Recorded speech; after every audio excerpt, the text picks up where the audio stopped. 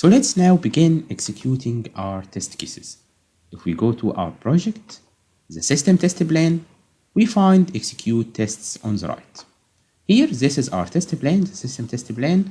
If we go on the left, Nizam system test plan contains 5 test cases, okay? These 5 test cases, none of them are executed. All of them are waiting to be executed, okay? So if we go to any test case, login with a valid email and password, this is our first test case, okay? Valid email and password. This test case has a plan assigned to it, has a build version, has a test suite. Each test case must have a test plan, a build version, and a test suite. Then we can, here he has a warning, the test cases or this test case is not assigned to any tester. So we should go first and assign the test cases to our testers. Here we can assign test case execution. We choose the test cases from the left, okay, here, or all the test cases, and let's assign them all to the admin, to myself. So assign to Tariq, Tariq, Tariq, Tariq, Tariq. If my project contains more than one user, I can assign this test case to all the users. Save assignments. So here, these test cases are assigned to Tariq.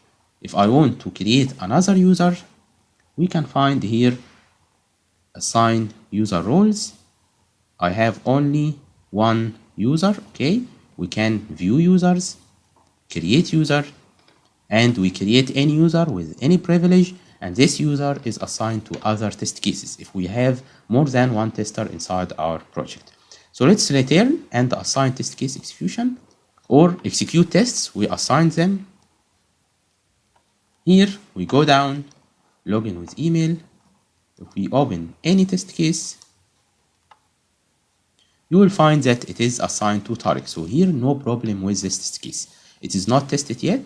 It is not run. And here are the steps. The first step, enter the email in the email field.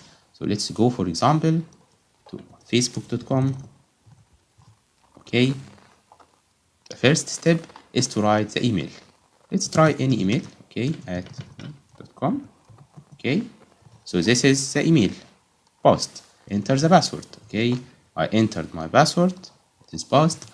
I should click on login and go to my profile, but here he did not log to the profile.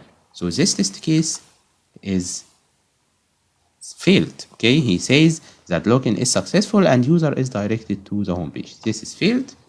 Then we say that this test case pass, fail, or blocked. We say that it is failed.